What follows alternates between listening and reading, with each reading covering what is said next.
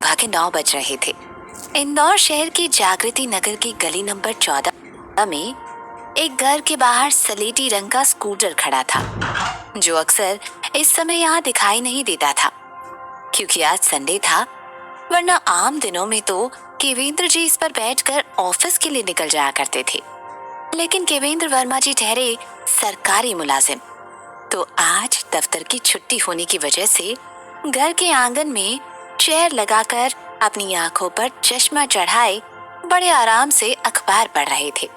वहीं आंगन में दूसरी तरफ बैठी उनकी श्रीमती सारिका जी, जो हाथों में थाली लिए कुछ काम कर रही थी, वो अपनी आंखों का चश्मा ठीक करते हुए कहती है, अजी सुनते हो, अब हमारी अन्या भी बड़ी हो गई है। इस साल तो उसका कॉलेज भी पूरा हो जाएगा, तो मैं क्या सोच रही थी, क्यों ना हम भी उसके लिए कोई अच्छा सा लड़का देखकर उसके हाथ पीले कर दे। देखिए, सुजाता जी ने भी दिव्यांका बिटिया का रिश्ता कितने बड़े घर में किया है। इससे पहले कि वर्मा जी उनकी बात का कोई जवाब देते, रसोई घर की तरफ से कोई कहता है, देखो ना पापा, माँ तो बस हर समय मेरी शादी के पीछे पड़ी रहती है।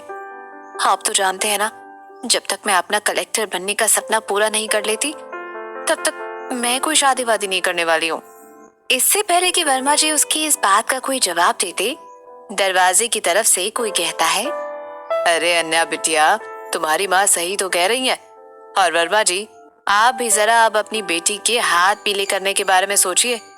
हमें देखिए, हम अपनी बेटी का रिश्ता सिर्फ शहर के ही नहीं बल्कि देश के सबसे बड़े रईस खानदान में करने जा रहे हैं, और ऐसी शादी होगी कि पूरा इंदौर शहर याद रखेगा। ये और कोई नहीं, सारिका जी की बड़ी बहन के पति शैलेश राठी हैं।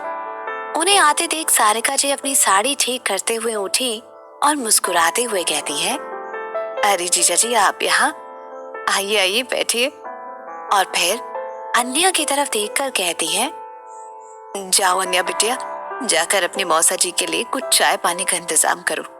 तभी राठी जी मुस्कुराते हुए कहते हैं, अरे नहीं नहीं, उसकी कोई जरूरत नहीं है। हम तो बस यहाँ आप लोगों को ये मिठाई देकर याद दिलाने आए थे कि कल आप सभी लोगों को हमारी बेटी दिव्यांका की शादी में शामिल होने के लिए शहर के 7 स्टार होटल में आना है। और बस यहाँ आते ही आप लोगों को ये बातें करते हुए सुना तो हमने सलाह दे दी, और कुछ नहीं। अब हम चलते हैं, घर में बहुत काम है। ये कहकर वो वहां से जाने के लिए मुड़े ही थे कि अन्या अपने पापा की तरफ देखकर कहती है, माफ कीजिएगा मौसा जी, लेकिन ऐसी कोई बात नहीं है। हमें हमारे पापा पर पूरा भरोसा है। वो हमारे लिए जो भी करेंगे वो हमारे लिए अच्छा ही होगा। और वैसे भी हम किसी रईस लड़के से नहीं बल्कि एक आदर्शवादी लड़के से शादी करना चाहते हैं। ये सुनकर राठी जी मुस्कुराते हुए कहते हैं, जैसी तुम्हारी मर्जी, हम तो बस सलाह दे रहे थे। ठीक है, अब हम चलते हैं। ये कहते हुए राठी जी वहां से जाने के लिए दरवाजे की तरफ मुड़ गए, और उनके जाने के बाद अन्या ने अपने पापा की तरफ देखकर कहा, पापा आप चिंता मत कीजिए, देखिएगा हमारे लिए कोई रईस नहीं बल्कि समझदार लड़का मिलेगा। ये कहकर वो अपने कमरे की तरफ चली गई। अगले दिन इंदौर शहर के 7 स्टार इंदौर मैरिट होटल में जोरों शोरों से शादी की तैयारियां हो रही थी। चारों तरफ खूबसूरत और महकते हुए फूलों से सजावट के साथ साथ पूरा होटल रंग बिरंगी रोशनी से जगमगा रहा था। शादी के इस भव्य आयोजन के साथ साथ मेहमानों के ठहरने का भी बहुत अच्छा इंतजाम किया गया था। होटल के बाहर लंबी और लग्जरी गाड़ियों की लंबी कतार लगी हुई थी। हो भी क्यों ना, भाई मुंबई शहर के आरआर ग्रुप के मालिक दिग्विजय राय चौहान के बड़े पोते रुद्र राय चौहान की शादी जो थी, वही चौहान परिवार जिनके साथ रिश्ता जोड़ने के लिए भारत के रईस से रईस और राजसी खानदान उतावले बैठे थे, आज उनका रिश्ता इंदौर परिवार के छोटे से बिजनेसमैन शैलेश राठी के परिवार से जुड़ने जा रहा था। राठी परिवार की तो मानो किस्मत ही खुलने वाली थी। एक तरफ जहां चौहान परिवार बारात के निकलने की तैयारियों में जुटा हुआ था, वहीं होटल के दूसरे हिस्से में जहां राठी परिवार के ठहरने का इंतजाम किया गया था, वहां बारात के स्वागत की तैयारियां चल रही थी। अन्या भी इधर से उधर भागते हुए उस शादी के कामों में पूरी तरह से जुटी हुई थी। सिंपल से हल्के गुलाबी रंग के लहंगे के साथ लाइट मेकअप में भी वो बहुत खूबसूरत लग रही थी। हॉल में मौजूद सुजाता के पास बैठी एक औरत अन्या की तरफ देखते हुए कहती है, ये बच्ची बड़ी प्यारी है, ये कौन है? सुजाता जी भी मुस्कुरा कर कहती हैं, हो ये मेरी छोटी बहन सारिका की बेटी है। ये सुनकर वो औरत कहती है, बड़ी ही सुशील बच्ची है और उसके साथ सुंदर भी। तभी पीछे से राठी जी कहते हैं, अरे भाग्यवान, तुम महिला मंडली यहाँ बैठकर बातें ही करती रहोगी या जाकर देखोगी भी ये दिव्यांका बेटी तैयार भी हुई या नहीं? बारात बस आती ही होगी। ये सुनकर सुजाता जी खड़े होकर सीढ़ियों की तरफ जाने ही लगी। तभी अन्या, जिसने ये बात सुन ली थी, एकदम से उनके पास आकर कहती है, मौसी जी आप यहाँ बैठिए, हम देखकर आते हैं दीदी को। ये कहकर वो जल्दी से दौड़ते हुए सीढ़ियों से दिव्यांका के कमरे की तरफ चली गई।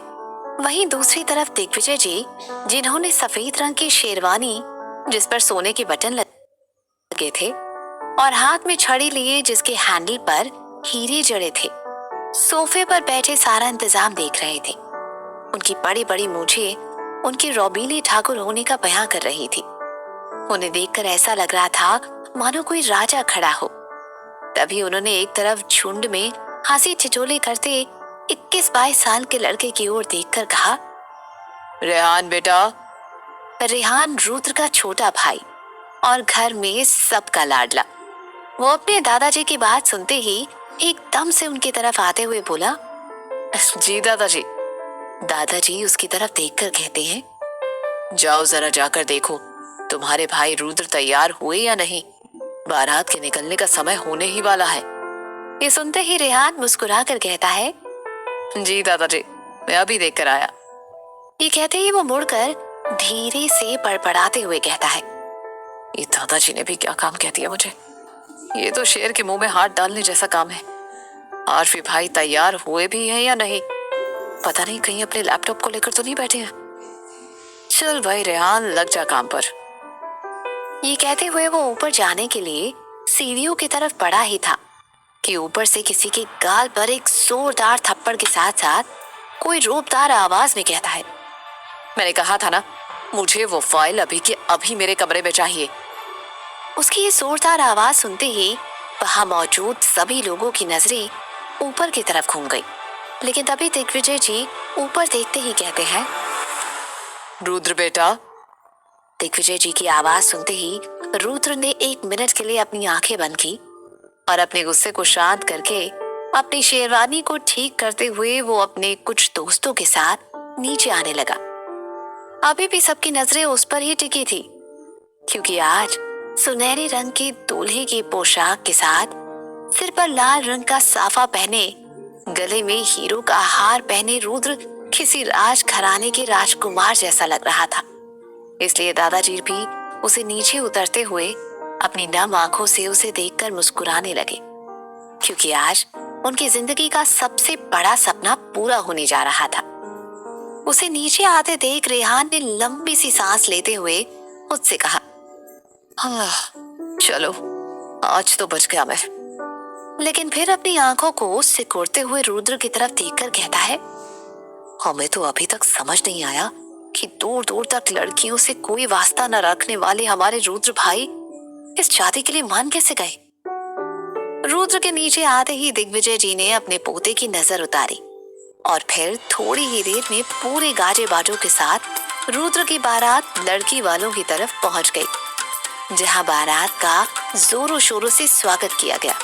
अभी बारात के आने पर बाराती चौखट पर नाचने में ही लगे हुए थे कि तभी अन्या घबराई हुई एक हाथ से अपना लहंगा पकड़ते हुए सीढ़ियों से भागते हुए आई और सुजाता जी के पास आकर कान में धीरे से कुछ कहा, जिसे सुनकर सुजाता जी अपनी आंखों को बड़ा कर हैरानी से कहती है, ये तुम क्या कह रही हो? तुम्हारा दिमाग तो खराब नहीं हो गया ना अन्या? अन्या हाफते हुए कहती है, मौसी जी हम ठीक कह रहे हैं, चलिए आप खुद चलकर देख लीजिए। उसकी ये बात सुनकर सुजाता जी उसके साथ दिव्यांका के कमरे की तरफ चली गई। उन्हें ऐसे जाते हुए देख दिव्यांका भी उनके पीछे पीछे चली गई। जैसे ही सुजाता जी दिव्यांका के कमरे में पहुंची, वो उसके कमरे के चारों तरफ देखते हुए कहती हैं, ऐसा कैसे हो सकता है? कहाँ जा सकती है दिव्यांका? देखो यहीं कहीं होगी। तभी उनके साथ आई अन्या कहती है, नहीं मौसी जी, हम सच कह रहे हैं। आपके कहने पर जब हम यहाँ दिव्यांका दीदी को देखने आए तो हमने देखा कि वो यहाँ नहीं थी। तभी पीछे से एक लड़की जिसने मजंटा रंग का लहंगा पहना हुआ था, वो अपने दोनों हाथों से अपना भारी सा लहंगा पकड़े सुजाता जी और अन्या की बातें सुनकर कहती है, अरे ऐसे कैसे दिव्यांका कहीं जाएगी, हम देखते हैं। ये कहते हुए वो कमरे के बाथरूम में देखने लगी और जब उसे भी वहां दिव्यांका नहीं मिली तो वो कमरे के दूसरी तरफ बनी बालकनी की तरफ जाने लगी। लेकिन तभी उसकी नजर बेड पर रखे दुल्हन के जोड़ी के ऊपर रखे एक कागज पर पड़ी, जिसे झट से उठाते हुए कहती है। ये कहते हुए उसने उस कागज के टुकड़े को उठाया और जोर से पढ़ना शुरू कर दिया। माँ और पापा, हमें माफ कर दीजिएगा, हम ये शादी नहीं कर सकते हैं, इसलिए हमें यहाँ से जाना पड़ रहा है। आपकी दिव्यांका? वहां ये शोर सुनकर बहुत सारे लोग उस कमरे में आ चुके थे। लेकिन ये पढ़ने के बाद उस लड़की जिसका नाम दिव्यांका था, वो दिव्यांका की बड़ी बहन यानी राठी साहब की बड़ी बेटी, उसने उस अन्या की तरफ अचानक इशारा करते हुए कहा, माँ, मुझे तो लगता है दिव्यांका को यहाँ से भगाने में इसी का हाथ है। लेकिन इससे पहले कि सुजाता जी कुछ कहती, वहां उनके पास खड़ी सारिका जी उसकी तरफ देखते हुए कहती हैं, कि तुम क्या कह रही हो दिव्या बेटी, हमारी अन्या भला ऐसा क्यों करेगी? उनकी बात सुनकर दिव्या को ऐसे घूरते हुए देख अन्या दौड़कर अपनी माँ का हाथ पकड़कर खड़ी हो गई। इससे पहले कि दिव्या या कोई और कुछ कहता, कोई अपनी रौबदार आवाज में कहता है, बिल्कुल सही कह रही है दिव्या, हम जानते थे आप लोगों से हमारे परिवार की खुशी देखी नहीं गई, और मुझे तो लगता है उसके साथ इस साजिश में आपका और वर्मा जी का भी हाथ है। लेकिन मैं आप लोगों को बता देता हूँ, बता दीजिए मुझे मेरी बेटी कहाँ है वरना। तभी सुजाता जी अपना सर पकड़कर सोफे पर बैठते हुए कहती है, अब क्या जवाब देंगे हम लड़के वालों को? सोचिए जी, कहीं बारात वापस लौट गई तो? तभी दरवाजे की तरफ से एक बार फिर कोई अपनी रौबदार आवाज में कहता है, बारात तो खाली हाथ अब वापस नहीं जाएगी। ये सुनते ही पास खड़ी दिव्या के चेहरे पर एक शैतानी मुस्कुराहट आ गई। लेकिन तभी राठी साहब दरवाजे की तरफ से आते हुए दिग्विजय जी की तरफ बढ़ते हुए कहते हैं, चौहान साहब, आप यहाँ?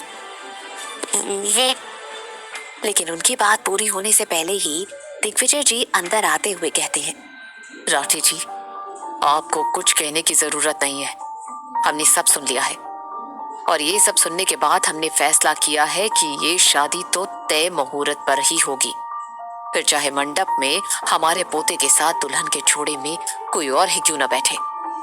उनकी ये बात किसी को समझ में नहीं आई और सब उन्हें हैरानी से देखने लगे। तभी उन्होंने वहां सारिका जी के साथ खड़ी अन्या की तरफ इशारा करते हुए कहा, और हमारे पोते के साथ यही लड़की अब दुल्हन का जोड़ा पहनकर फेरे लेगी। और हाँ, ध्यान रहे, जरा भी देरी नहीं होनी चाहिए, जल्द से जल्द इस लड़की को तैयार करके नीचे लाया जाए। ये कहकर चौहान साहब वहां से जाने के लिए वापस दरवाजे की तरफ मुड़ गए। कुछ देर के लिए तो जैसे उस कमरे में मौजूद सभी लोगों को सांप सूंघ गया। लेकिन अन्या ये बात सुनकर घबरा गई थी। वो अपने पापा की तरफ देखकर कहती है, पापा देखिए ना, ये क्या कह रहे हैं? आप तो जानते हैं ना, हम अभी कोई शादी वादी नहीं करना चाहते हैं। लेकिन दिग्विजय जी का ये फैसला सुनकर वर्मा जी को खुद कुछ समझ नहीं आ रहा था कि आखिर ये सब हो क्या रहा है। आखिर क्यों करा रहे थे राठी जी अपनी बड़ी बेटी से पहले अपनी छोटी बेटी की शादी? क्या वजह थी कि इतने बड़े खानदान का पोता रुद्र राय, जिसे दुनिया की कोई भी लड़की मिल सकती थी, वो एक मामूली से खानदान की लड़की से शादी करने के लिए राजी हो गया? क्या वर्मा जी मान जाएंगे अपनी बेटी को इस अनचाहे बंधन में बांधने के लिए? आखिर चौहान साहब ने अन्या को ही क्यों चुना अपने पोते के लिए? क्या आज बदल जाएगी अन्या की जिंदगी? जानने के लिए सुनते रहिए मेरी कहानी का अगला एपिसोड सिर्फ पॉकेट एफएम